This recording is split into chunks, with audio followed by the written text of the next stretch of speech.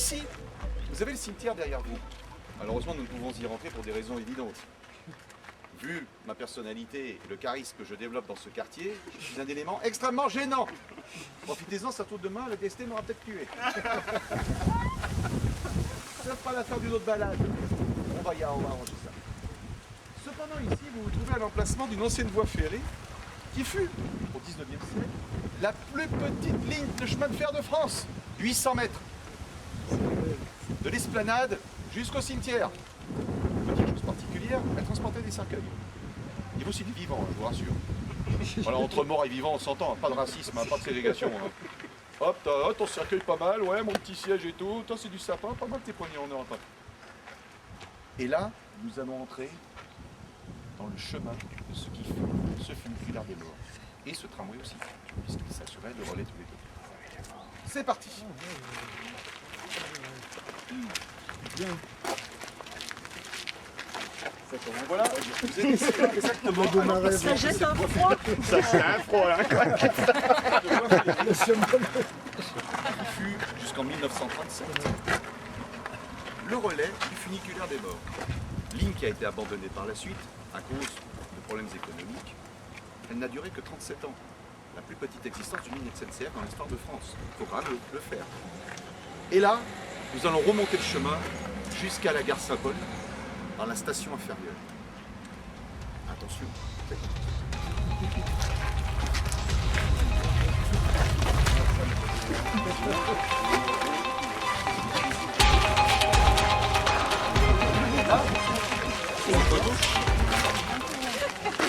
Nous arrivons devant une maison. Vous allez bientôt. Qui appartient aujourd'hui à un célèbre club sportif qui se base sur l'aventure en ayant mis des cordages à travers les arbres, des passages, enfin le genre de petit parcours commando pour touristes.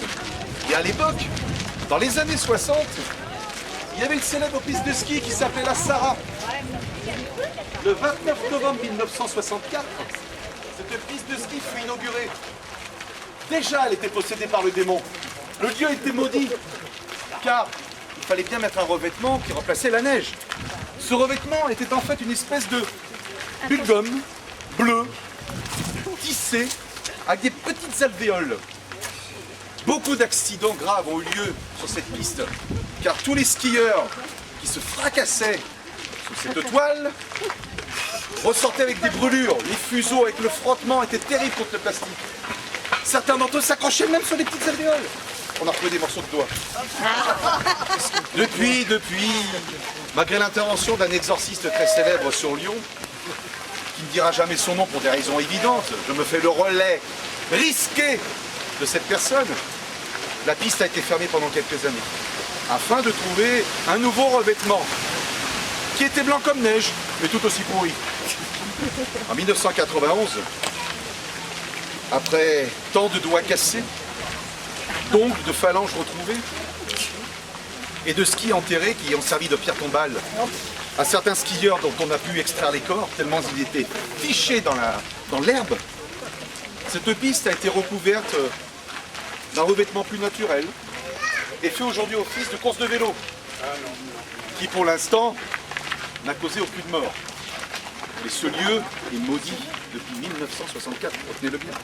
Si vous voulez l'interrompre, vous pouvez l'interrompre. Hein, si vous avez des questions, si vous avez... Oui, mesdames et messieurs, vous pouvez poser toutes vos questions. Mais attention, assumez mes réponses. Car ici, les murs ont des oreilles. Les murs ne sont pas sourds, car même les morts ne sont pas sûrs. Tout est incertain. Et voici, nous entrons dans le sérail de la Sarah. La Sarah, pourquoi ce nom? Et la déesse antique, chez les Romains, la déesse de la nuit, puisque cette colline se tourne vers le couchant, alors que Lyon se tourne toujours vers l'est. Sarah était aussi cette vierge noire tant adulée par les descendants des Indo-Européens que nous sommes, ainsi que les communautés tziganes, qui font toujours escale à Lyon quelques jours avant de descendre au Sainte-Marie de la Mer. Car l'on suppose que Sarah, étant une descendante de la lignée d'Abraham, aurait échoué après avoir navigué avec Marie pendant des jours sur la Méditerranée, sur la petite plage de ce qui s'appelle aujourd'hui les Saintes-Maries de la Mer. Mais la vérité, c'est que Sarah a élu domicile ici pour continuer ses rituels. Des conneries, non? Des conneries. Ce monsieur prend beaucoup de risques. Il n'y a pas de contradicteur. Nous sommes sur un chemin. Beaucoup de gens ont disparu, car certaines nuits, en automne, le phare cyclopéen du tramway, si vous vous baladez entre 21h et 22h en novembre par exemple, partant de brouillard, vous entendez un pom-pom, pom-pom, pom-pom, et ding ding ding, et le phare cyclopéen s'avance vers vous, et là, le lendemain matin, on ne vous retrouve plus. Beaucoup de gens ont disparu sur ce chemin, sur cette ligne. Car le fantôme du tramway, elle était ici. Alors, la voie de chemin de fer passait ici. Nous marchons sur les tracés. Sur la trace du funiculaire. Sur la trace du funiculaire. C'est à quelle heure il faut venir? Pour être englouti par le tramway. Écoutez, j'avais fait, si vous voulez prendre des risques, venez en automne, à partir de 21h. Ah, c'est qu'en automne. Voilà. À partir de 21h. Il y a une date précise. Si certains d'entre vous sont très courageux, ils pourront alors voir le phare cyclopéen du tramway et quelques cercueils en position assise. Donc ça sera l'occasion d'une prochaine balade. Au mois de... Assurément, Au mois d'octobre. ceci fera l'objet d'une autre balade. Novembre. Ah bah, là, il faudra s'habiller. Et voici la propriété de Sarah. Ah, elle est belle, Sarah. La Sarah. C'était la fameuse Sarah. Du reste, Sarah avait beaucoup d'amants. On disait c'est Sarah Band. Ah, très jeune. Bon jeu de mots. Bon jeu de mots à l'insolite.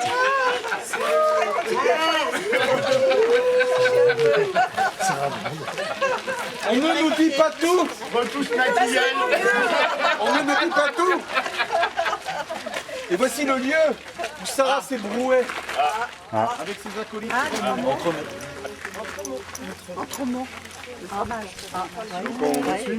Vous savez, vous monsieur, suit. vous prenez des risques à filmer là. On vous suit à l'insolite. Allez, on vous suit. Suivons-le.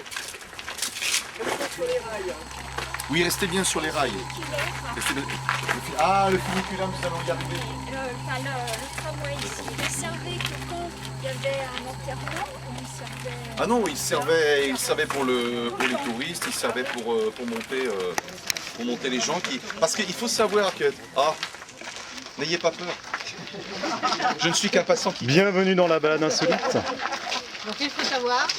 Il faut savoir que ce tramway assurait le relais avec le funiculaire dont nous allons voir les restes des installations dans quelques centaines de mètres. Ici, nous continuons notre chemin. En bas, un lycée. À droite, des résidences. Et nous allons entrer sur le chemin du clergé. Nous allons rentrer sur le chemin du clergé. Alors, bien sûr, si vous avez des sensations de présence, ne vous inquiétez pas. Il y en a. Les morts nous parlent. Pas plus tard qu'hier, j'ai encore croisé quelques personnes, 19e siècle, qui se baladaient, qui disent tiens, ils ont enlevé la voie. Et ceux qui veulent découvrir à quoi ressemble le parc la nuit pourront peut-être voir le fantôme du tramway passer avec son bruit lugubre. C'est pour cela que ce soleil insolent et ce ciel bleu insolent, pour une balade insolite, effectivement, m'incite à me poser la question suivante, mais laissera-t-on un jour les fantômes s'exprimer comme ils le veulent? C'est pas possible un beau temps avec sans fantômes. Et nous continuons sur cette voie ferrée. Nous ne sommes pas des fantômes. Ah, ça, madame, vous vous avancez beaucoup. Moi je me dévoile. Oh, un fantôme qui se dévoile. Oh. Madame, vous êtes médium. Vous êtes médium. Ce lieu vous va ravir. Je vais peut-être vous prendre comme assistante. Certes. Et nous continuons sur notre petit chemin. Et au prochain virage, nous allons arriver à la fameuse passerelle. Cette passerelle, sous cette passerelle, passe un terrain très particulier. Et c'est là, c'est ici sur ce terrain que le Vatican nous a attaché un secret. Un secret que je vais vous révéler dans quelques minutes, lorsque nous allons arriver au-dessus de ce terrain. Et là, vous allez comprendre. Vous allez comprendre toute la portée de ce que Rome nous cache. Et moi, je prends le risque de vous expliquer cela, de vous expliquer ces vérités. Je ne vous dis pas tout, elle. Jamais. Ah, bien sûr, un tel a construit ci, un tel a fait ça. Et dès que quelqu'un commence à dire les vérités, ah là, ça devient quelque chose. Nous allons arriver bientôt. À droite, nous avons le terrain d'un hôpital, Sainte-Thérèse. Hôpital qui autrefois appartenait au clergé et qui existe toujours. On y soigne encore des gens. Sainte-Thérèse. C'est un hôpital gériatrique, non? Oui, on y soigne encore des gens. Du reste, quelquefois, nous avons des courses de déambulateurs, certaines saut d'obstacles, voilà. Du reste, c'est extraordinaire de les voir sauter comme ça avec leur déambulateur. C'est une colline qui est sacrée. Il y a des choses mystérieuses qui s'y passent. Voilà. Mais là, je crois que la saison est finie. Là. Les derniers participants sont allés louer une concession un peu plus loin à Loyasse. Parmi les plus anciens. Et nous voilà, messieurs, dames, sur la passerelle.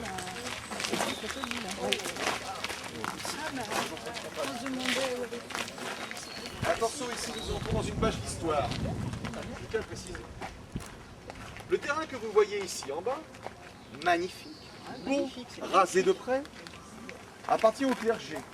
Il a toujours appartenu au clergé. Beaucoup de propriétaires ont essayé de l'acheter parce que bel emplacement, etc. Mais le clergé a tenu à garder son secret. Et c'est là que le Vatican nous a caché quelque chose.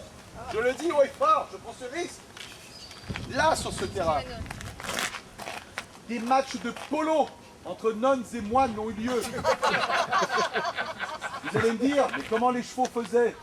Le terrain est en pente. Ce n'étaient pas des chevaux. Un animal mythique dont vous avez sûrement entendu parler, le dahu. Des matchs de polo à dos de dahu, messieurs, dames. Alors bien sûr, cela s'est passé il y a tellement longtemps qu'il n'y avait pas beaucoup de touristes, peu d'êtres humains passaient dans le coin. Et si on avance un petit peu, vous allez voir, quand on va traverser la passerelle, il y a une petite cavité. C'était le lieu où on nourrissait les dahus, où on les rangeait. Là, il ne fallait pas que cet animal mythique soit connu. Le Vatican nous a rien dit. Encore un secret qui échappe. Et je n'ai pas eu besoin d'internet. Seulement ceux qui m'ont mis sur passeport. Je suis le dernier représentant de ma race. Alors bien sûr, ces dahus ont disparu petit à petit, car comme tous les animaux, même les plus mythiques entre guillemets, ont une vie courte, comme leurs pattes. Alors maintenant les dahus, on les retrouve où? Chez les concierges. C'est les animaux de compagnie, parce qu'avant c'était la concierge qui était dans l'escalier. Maintenant c'est... Hein? Alors bien sûr, comme ces animaux n'errent que la nuit, les rares personnes, comme je me rappelle l'histoire de Joseph Goulot, qui après une bonne bouteille est sorti d'un bouchon, et en rentrant chez lui dans l'escalier, il dit à son pote qui était avec lui, « T'as eu ça ?» D'où le nom des dahus. Bien sûr, on ne l'a jamais cru puisque ces animaux ne sortent que la nuit. Les concierges les laissant surveiller l'immeuble. Le matin, il fallait rentrer parce qu'après, c'était la concierge qui était dans l'escalier. Là, c'était une chanson. Donc, voilà un des secrets que je vous révèle. Naturellement, tout ce qui se passe après est indépendant de ma volonté. Vous avez pris le risque de m'écouter? C'est pas fini. On continue. Eh oui, un terrain en pente.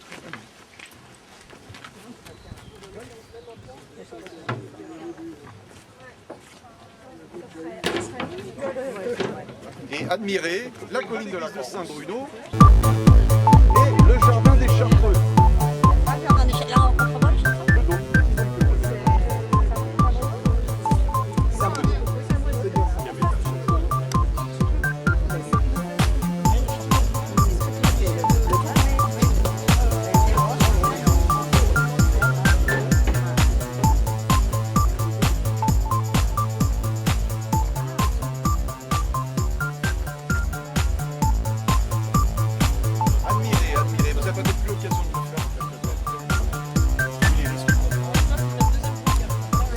Il y a un deuxième groupe qui va nous rejoindre là. Je sens que beaucoup de succès avec un insolite.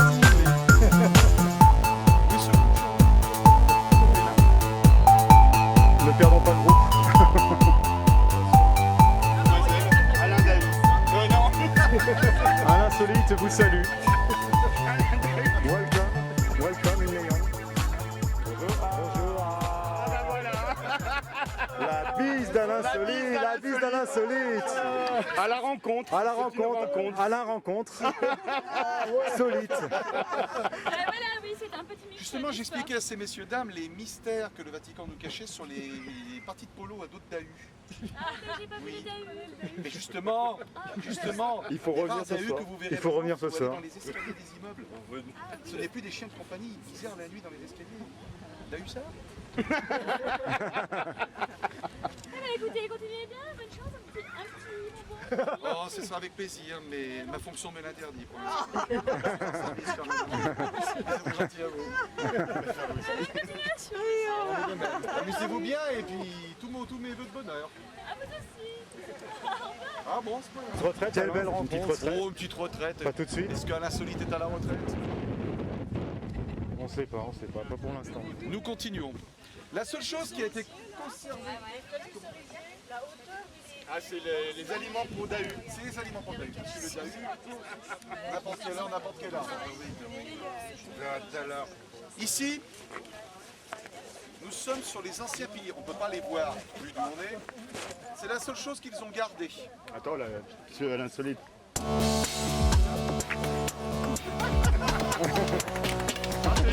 Non, Non, on a encore besoin de lui. C'est Minir qui grave. Ah.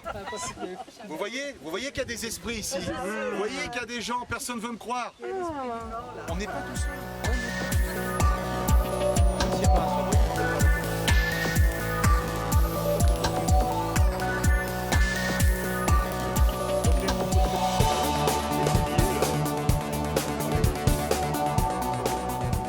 Ils sont sous vos pieds, monsieur. Ah, on les voit. Il y en a deux.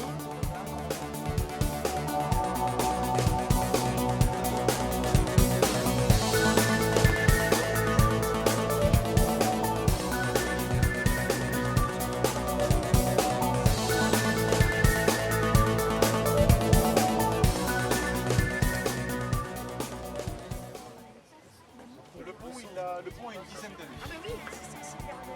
C'est 15 ans.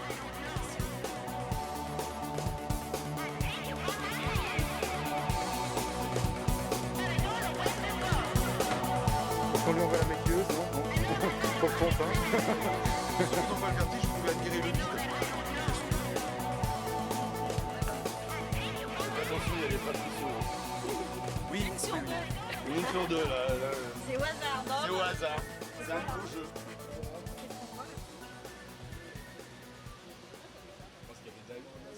il y a encore peut-être quelques Dahus. Certains soirs, on peut les voir courir, s'ébrouer, se reproduire. Ces choses.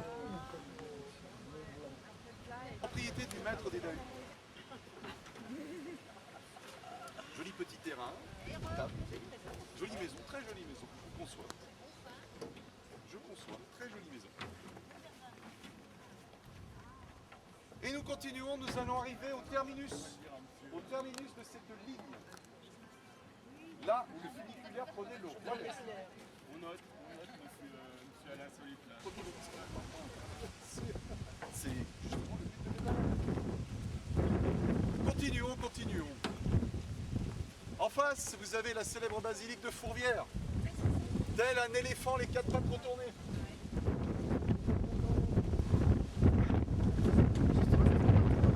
La semaine, je trouve qu'elle est belle. Parce que tu vois juste le haut dans un rideau d'arbres, c'est joli. C'est joli. Hein? Ça ne le fut pas à une époque, mais c'est joli.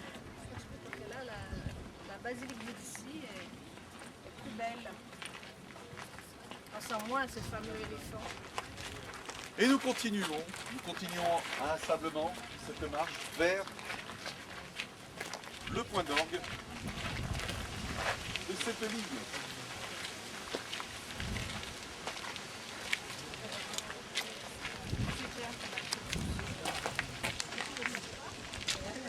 imaginez cette voie ferrée posée là.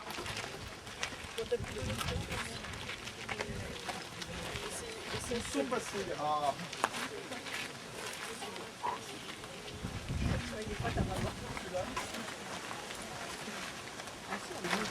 Alors nous sommes toujours sur la voie. Nous sommes toujours sur la voie ferrée. Toujours sur Oui, la du voie monde. funiculaire. Et nous continuons. Et là, nous allons arriver enfin Une bise aux jeunes filles. au terminus de ce que fut cette voie ferrée. Attention Stéphane, tu vas. Non. Mademoiselle, Pardon. Donc nous arrivons où? bah, nous arrivons au terminus de la voie ferrée. Eh ben c'est pas trop tôt. Une petite voie de France qui, je vous le rappelle, faisait 800 mètres de long entre le cimetière et l'esplanade que voilà.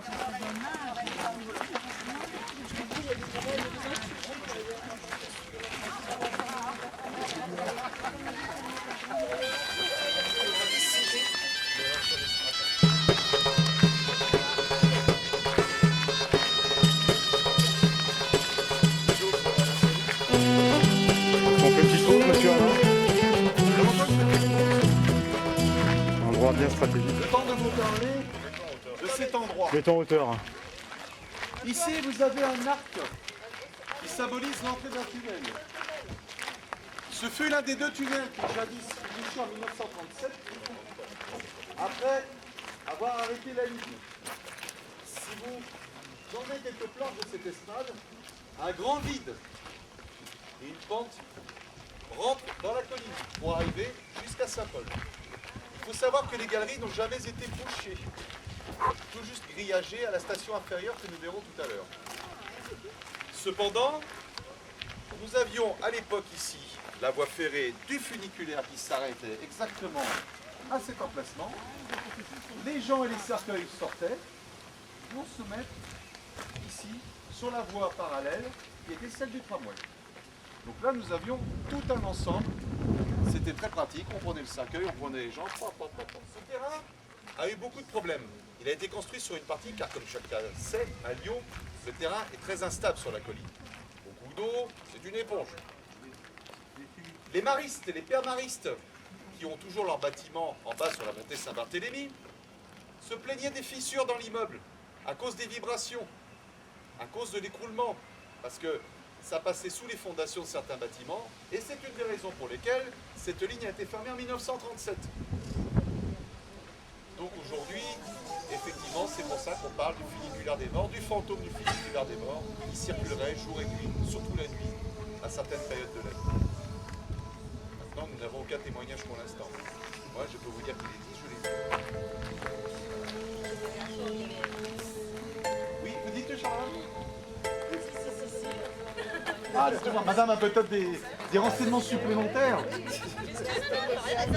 Allez-y, n'ayez pas peur chez madame, on est tous là, ne risquez rien, enfin pour l'instant. La balade n'est pas finie. Sa structure métallique, qui était en fait l'ancienne centrale à vapeur qui faisait fonctionner le funiculaire, même jusqu'en 1937. Petite anecdote, ils ont arrêté la ligne, mais ils n'avaient pas d'effet des voies, car jusqu'en 1942, à certaines occasions, surtout à la Toussaint, et ça va pourquoi, le funiculaire fonctionnait à merveille. Vous pouvez continuer à s'évoluer, parce qu'il y en a encore quelques-uns. Donc si vous vous approchez de cette balustrade, vous pourrez voir la végétation pousser joyeusement au sein de ce bâtiment, dans lequel jadis, les ouvriers dont on n'a jamais retrouvé les corps, travaillaient enchaînés près des machines, dans les sous-sols mystérieux qui faisaient fonctionner la machinerie de ce funiculaire. La triste histoire de ce bâtiment, vous pouvez la voir au-delà de cette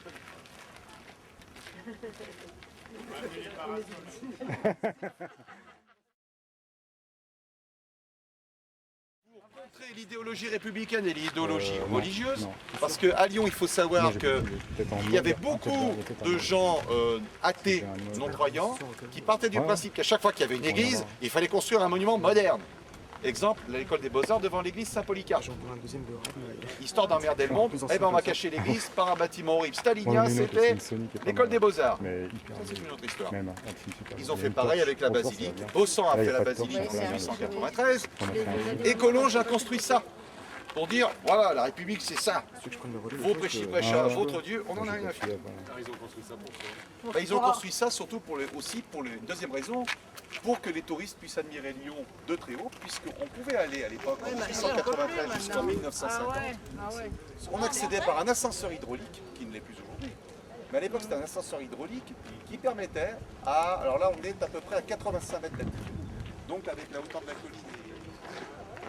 Et on pouvait admirer le paysage. Et voir un côté qui se un restaurant à la base. Magnifique. Et en 1950. Voilà. Et en 1954 est arrivé la victoire représentative des assiettes. Et du coup, la famille, hop, restaurant fermé. Du reste, ils ont mis un socle de béton. Allez savoir pourquoi. La famille, c'était entre 1893 et les années 30. Donc, ce restaurateur n'a pas fait faillite, mais ensuite ils ont revendu le terrain et l'ORTF avait besoin à l'époque d'une antenne pour installer la télévision. C'est pas un endroit populaire, c'était un endroit bourgeois. Du reste, je crois qu'on payait 1 franc de l'époque pour monter là-haut. Par l'unique ascenseur qui arrivait sur cette passerelle. Et ben cet ascenseur a été remplacé dans les années 50 par un ascenseur électrique, parce que le système hydraulique était quand même obsolète. Et là, c'est malheureusement authentique. Dans les années 90 a eu lieu le seul et unique accident mortel de cet ascenseur, où 3 techniciens voulant aller jusqu'en haut ont fait une chute libre après que la câble de l'ascenseur est cédée. L'affaire a fait grand bruit et a été très vite étouffée par la presse. Voilà, ça s'est passé en 1997.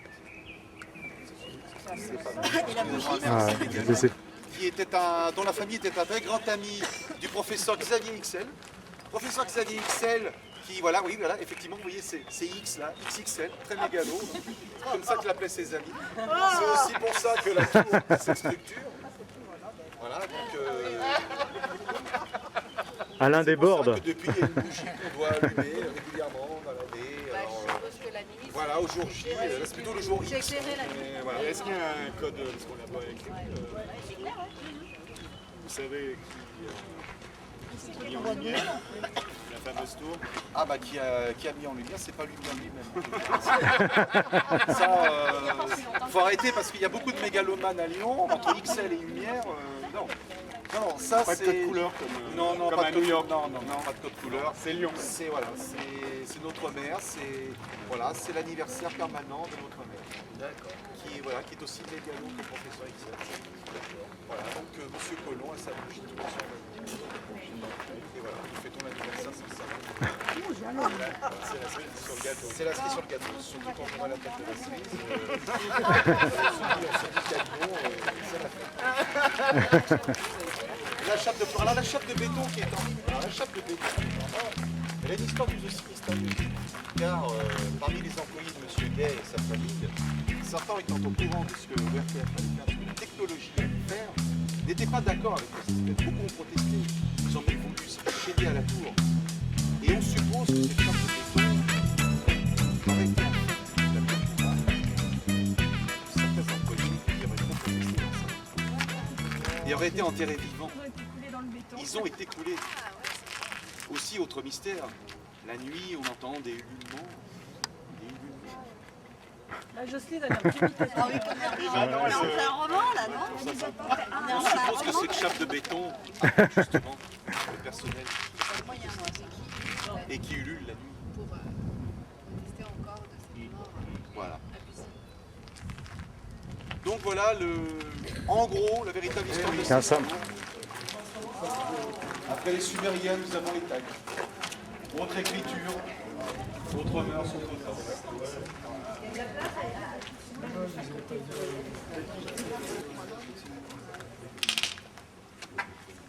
Alors ça, il ne faut pas oublier que ce sont les contestataires de ceux qui ont détruit la ligne. Ils ne voulaient pas, donc ils ont contesté à leur manière. Ils se sont exprimés non à la destruction de la ligne, dans leur langage. Il y en a marre. On ne veut plus. C'est n'importe quoi. Voici ici une photo d'époque avec le fameux pilier central.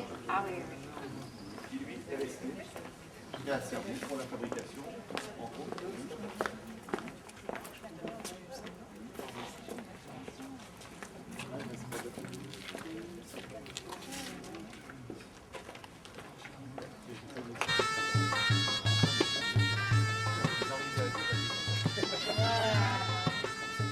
Monsieur est un interprète.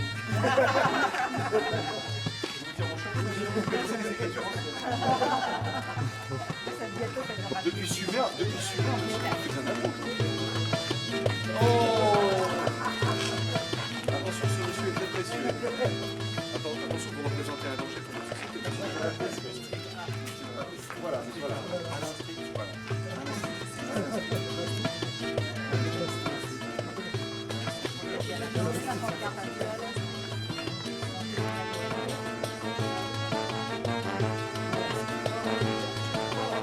Parce que ça, vous l'enterrez dans 2000 ans, c'est normal. À supposer que notre civilisation existe, vous vous rendez compte, pour les futurs archéologues, dans 2000 ans, il faut décrire, transcrire tout ça. C'est extraordinaire. Nous avions les Sumériens, nous avons les Padiens. Autre temps, je pense. Allons-y. Les pavés sont d'époque. Et nous tournons à gauche. On a fait les trois. Tiens, tu veux un coup de morphine? Bon, c'est machin. Alors voilà ce fameux restaurant.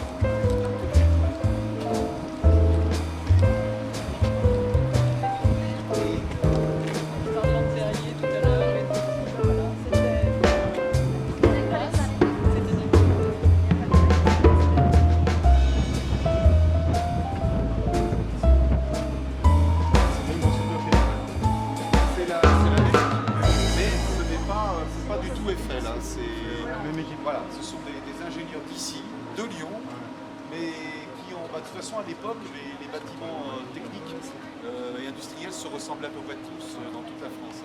Donc c'était toujours bâti sur le même principe architectural. Et là, entre autres, effectivement, ça fait penser à Eiffel. Et beaucoup de gens croient encore que c'est Eiffel, que c'est les ingénieurs d'Eiffel. Ce qui est totalement faux. Un effet Eiffel. Monsieur, c'est un effet, mais non seulement à 10. Il n'y a pas que je reste beaucoup dans le sérail.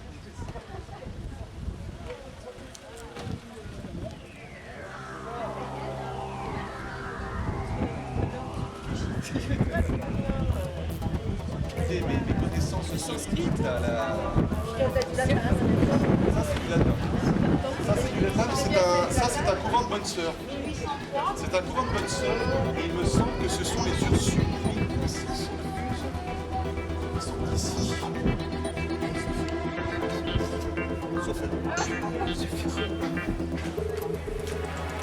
Alors afin d'éviter qu'on nous écoute, on va continuer parce que là je crains le pire. Ah oui, les murs grandes oreilles. Là c'est affreux, je mets un chapeau un peu spécial parce que je sens les ondes moi-même. Voilà, c'est le chapeau de Faraday. Et dans un moment de délire parce que là, la seule chose qui peut vous protéger des ondes, cher monsieur, vous allez savoir, c'est le Kevlar. Le Kevlar vous protège des ondes.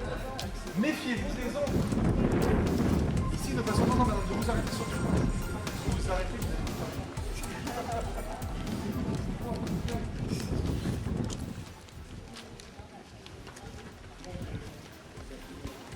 Alors pour ceux qui n'aiment pas le soleil, nous allons nous retrouver dans la pénombre. Dans une zone.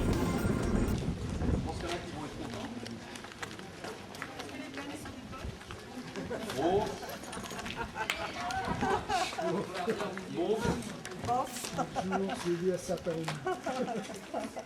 Alors vous avez dit d'apporter les rollers, c'est le moment.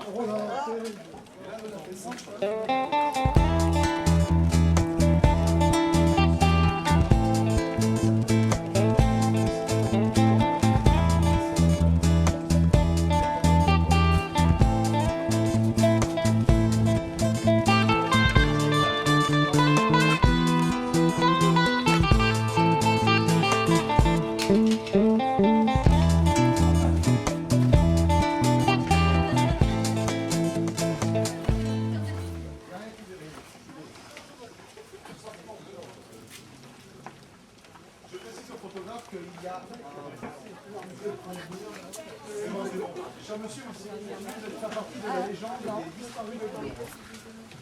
Il a vu il y a longtemps, mais Alors, cette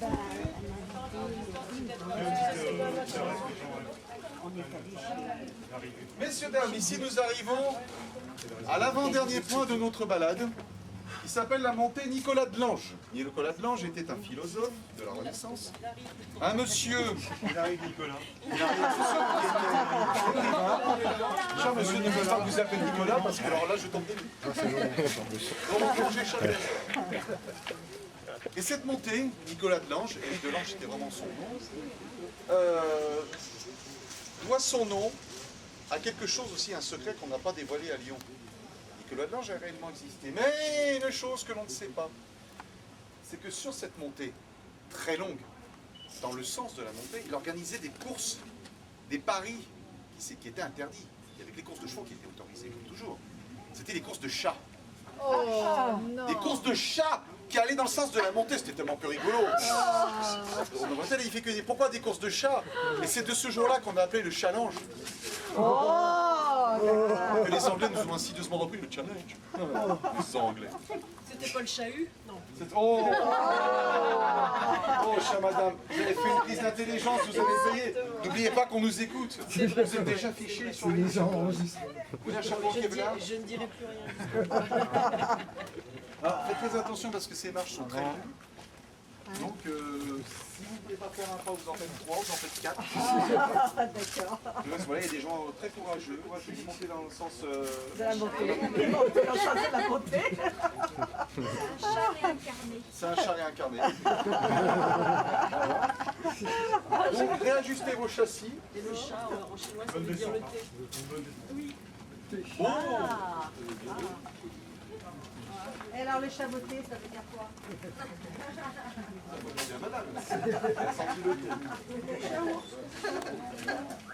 Alors ici, voilà, donc là les escaliers sur la première. Après, il y a un peu plus de 300 marches, je vous préviens. Ah bien sûr. 300 marches. Ah, j'avais l'idée de vous faire faire dans le sens de la montée. Mais je me suis dit, à l'insolite n'est pas intentionnel. T'as une raison de Nous faire. allons le faire dans le sens de la descente. Il y a des choses qu'on voit, je vais faire dans le sens de la montée. Madame, vous faites une experte. Alors donc après les dames, vous avez aussi les chats.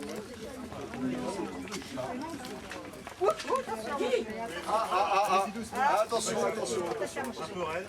Attention. Vous êtes tous assurés? Tout le monde a une assurance?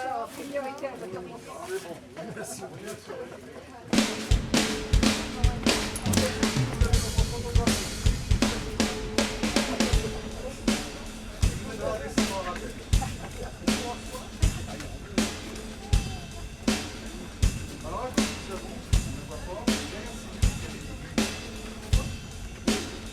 et à droite, nous avons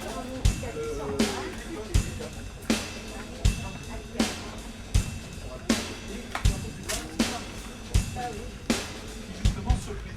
Alors,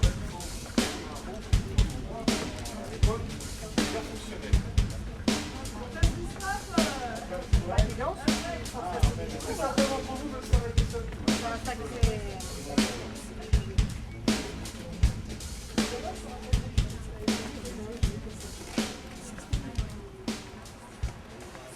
Les balémaristes, c'est une congrégation religieuse comme les qui existe à Lyon depuis au moins 200 ans. À la Croix-Rousse, c'est les... Ici, c'est les Lazaristes. À la Croix-Rousse, nous avons les Maristes et les Chartreux. Voilà, les congrégations se répartissent comme ça. Ce sont des congrégations catholiques. Certaines sont plutôt catholiques intégristes. Oui, oui. Ah oui, oui. Oui, oui. C'est puisque par exemple, le lieu où se rendent les catholiques les plus radicalistes est l'église Saint-Georges. L'église Saint-Georges, quand on y rentre, les vitraux, la décoration n'est pas pareille qu'à la cathédrale Saint-Jean dans d'autres églises. Parce que tous les vitraux, voilà, c'est sobre, c'est austère. Quand on rentre dedans, on se dit, mais c'est catholique, mon Dieu. je dois le dire. Mon Dieu. Ah oui, oui, oui, oui. Puis alors réinstauration de la messe en latin, et voilà, et... Oui, bah oui, sinon ce serait pas rigolo. Ce serait pas rigolo. La traduction, non, il faut que les gens parlent le latin, et ça c'est authentique. C'est courant. Je pense que c'est de leur mort, il faut revenir. Comme je dis que quand je dis que les morts ne sont pas sûrs, c'est bien, il y a doute. La vie revient, même dans ce qu'on croit mort depuis longtemps. Et ben voilà. Il arrive toujours. Là, nous ne sommes plus sur la ligne du funiculaire, nous sommes arrivés en bas de la station du funiculaire, la station inférieure. Si par chance la grille est ouverte, nous pourrons nous approcher des anciennes entrées de tunnel, qui aujourd'hui sont grillagées, qui n'ont jamais été bouchées. Bien, si par chance la grille est ouverte. Parce qu'il y a pas mal de squatteurs à une certaine époque. Ah oui. C'est ça. Et ils n'ont jamais bouché. On ne sait pas pourquoi, ça n'a jamais été muré, ça n'a jamais été... Ce qui fait que si tel était le cas aujourd'hui, voilà.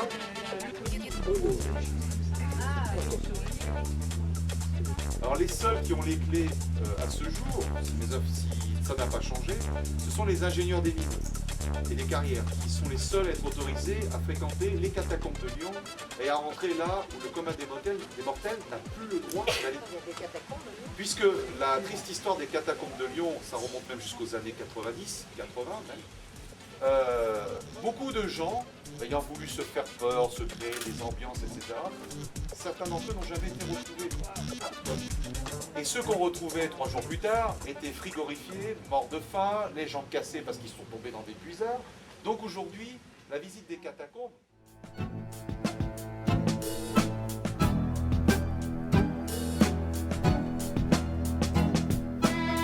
Si desapareció